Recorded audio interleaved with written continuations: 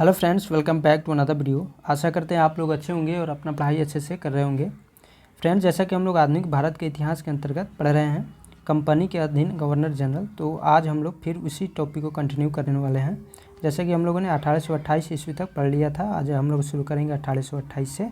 ठीक है, तो लॉर्ड विलियम बेंटिंक जो 1828 ईस्वी में बंगाल का गवर्नर जनरल बनकर आया और 1835 ईस्वी तक इसने कार्य किया, लेकिन 1833 ईस्वी में जब चार्टर एक्ट आया 1833 का, तो इसे भारत का गवर्नर जनरल बना दिया गया। ठीक है, तो इस प्रकार से देखा जाए तो यह भारत का प्रथम गवर्नर जनरल था और बंगाल का अंतिम गवर्नर जनरल था।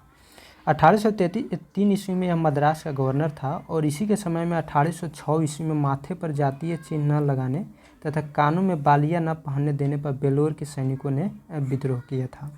1833 ईस्वी के चार्टर एक्ट द्वारा बंगाल के गवर्नर जनरल को भारत का गवर्नर जनरल बना दिया गया और इस प्रकार भारत का पहला governor general Lord William Bentinck हुआ। बंगाल का प्रथम गवर्नर जनरल वारेन हेस्टिंग्स था। राजा राम मोहन राय के सहयोग से लॉर्ड विलियम बेंटिक ने 1829 ईस्वी में सती प्रथा को समाप्त कर दिया और बेंटिक ने इस प्रथा के खिलाफ कानून बनाकर 1829 ईस्वी में धारा 17 के द्वारा विधवाओं के सती होने को अवैध घोषित कर दिया। अकबर और मराठा पेशवाओं ने भी सती प्रथा पर रोक लगाने का प्रयास किया था। बेंटिक ने कर्नल स्लीमैन की सहायता से 1830 ईस्वी तक ठगी प्रथा को समाप्त कर दिया और ठग जो थे वह देवी काली की पूजा करते थे। नेक्स्ट पॉइंट है, सन 1835 ईस्वी में बेंटिक ने कलकत्ता में कलकत्ता मेडिकल कॉलेज की स्थापना की और इसी के समय में मैकाले की अनुशंसा पर अंग्रेजी को शिक्षा का माध्यम बनाया गया। मैकाले द्वारा कानून का वर्गीकरण भी किया गया। बेंटिक ने 1831 ईस्वी में मैसूर तथा 1834 ईस्वी में कुर्ग एवं मध्य कचेर को हड़प लिया, यानी ब्रिटिश साम्राज्य के अंतर्गत शामिल कर लिया और इसने भारतीयों को उत्तरदायी पदों पर नियुक्त किया। इसके समय में भारतीयों को प्रदान किया गया उच्चतम पद सदर अमीन का था, जिसे 700 रुपये प्रति माह तनख्वाह मिलती थी।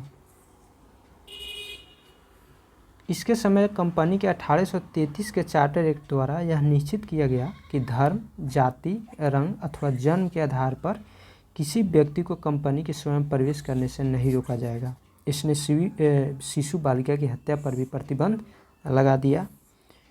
और अगला जो भारत का गवर्नर जनरल बना वह चार्ल्स मेटकॉफ था।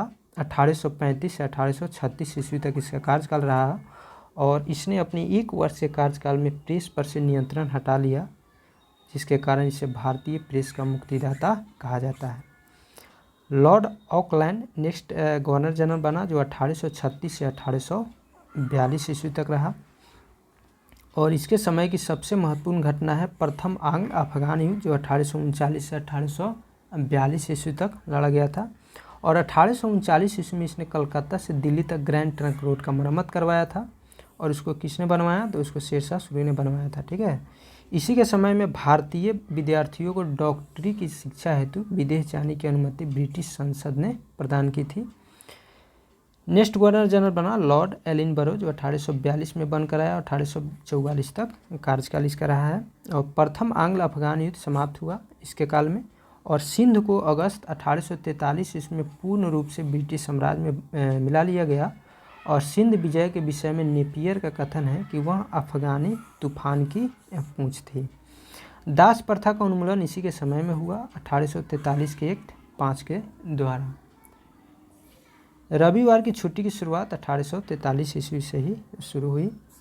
और नेक्स्ट गवर्नर जनरल बना लॉर्ड हार्डिंग, जो 1844 से 1848 ईस्वी तक कार्य किया था और इसके काल की सबसे महत्वपूर्ण घटना थी प्रथम आंग्ल सिख युद्ध, जो 1845-46 ईस्वी में हुआ और इसमें अंग्रेज विजयी हुआ। इसने नर बलि प्रथा पर प्रतिबंध लगाया था। उसके बाद कौन बना, उसके बाद बना लॉर्ड डलहौजी, जो 1848 से 1856 ईस्वी तक रहा और द्वितीय आंग्ल सिख युद्ध, जो 1848-49 ईस्वी में हुआ था तथा पंजाब का ब्रिटिश शासन में विलय 29 मार्च 1849 को इसी के काल में हुआ। जगत प्रसिद्ध सिख राज का जो प्रसिद्ध हीरा था कोहिनूर, उसको महारानी विक्टोरिया को भेज दिया गया इसके काल में। और द्वितीय आंग्ल सिख युद्ध के दौरान 3 युद्ध लड़े गए थे। प्रथम रामनगर का युद्ध हुआ था 16 नवंबर 1848 ईस्वी को, जो अनिर्णित रहा। इसमें किसी को यह पता नहीं चला कौन जीता कौन हारा। और दूसरा चिलिया वाला का युद्ध हुआ 13 जनवरी 1849 ईस्वी को, यह भी अनिर्णित रहा। और तीसरा युद्ध गुजरात में हुआ था चिनाब नदी के किनारे, और यह 12 मार्च 1849 को हुआ, जिसमें सिख बुरी तरह पराजित हुए थे और अंग्रेज विजयी हुए। ठीक है।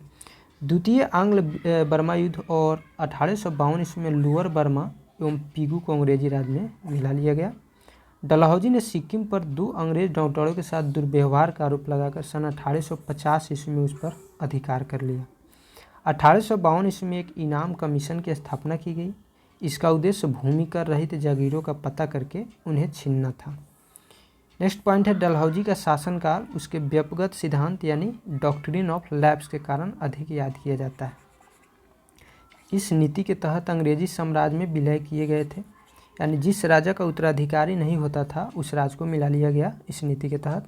तो सबसे पहले सतारा को मिलाया गया 1848 ईस्वी में, उसके बाद जैतपुर को जो बुंदेलखंड में था, संभलपुर जो उड़ीसा में था 1849 में मिला लिया गया, बघाट जो हिमाचल प्रदेश में पड़ता है 1850 ईस्वी इसको मिला लिया, उदयपुर जो मध्य प्रदेश में था 1852 में मिला लिया, झांसी को 1853 में मिला लिया, फिर नागपुर 1854 ईस्वी में व्यक्तिगत सिद्धांत के अंतर्गत ब्रिटिश साम्राज्य के अंतर्गत शामिल कर लिया गया। ठीक है। 1856 ईस्वी में अवध को कुशासन का आरोप लगाकर अंग्रेजी राज में मिला लिया गया और उस समय अवध का नवाब वाजिद अली शाह था। 18वीं शताब्दी में अवध राज का संस्थापक सादत खां था। 1856 ईस्वी में इसने तोपखाने के मुख्यालय को कलकत्ता से मेरठ स्थानांतरित किया और सेना का मुख्यालय शिमला में स्थापित किया। शिमला कहाँ, हिमाचल प्रदेश में है, और कलकत्ता से मेरठ कहाँ है, तो मेरठ उत्तर प्रदेश में। ठीक है। शिक्षा संबंधी सुधारों में डलहौजी ने 1854 के वुड डिस्पैच को लागू किया और इसके अनुसार जिलों में एंग्लो वर्नाक्यूलर स्कूल, प्रमुख नगरों में सरकारी कॉलेजों तथा लॉर्ड कैनिंग के समय में 1857 ईस्वी में तीनों प्रेसिडेंसियों यानी कलकत्ता, मद्रास एवं बम्बई में एक एक विश्वविद्यालय स्थापित किए गए एवं साथ ही प्रत्येक प्रदेश में एक शिक्षा निदेशक नियुक्त किया गया। डलहौजी को भारत में रेलवे का जनक माना जाता है क्योंकि इसी के काल में 1853 ईस्वी में बम्बई से थाने के बीच 1800 जो लगभग 34 किलोमीटर था प्रथम रेल चलाई गई थी।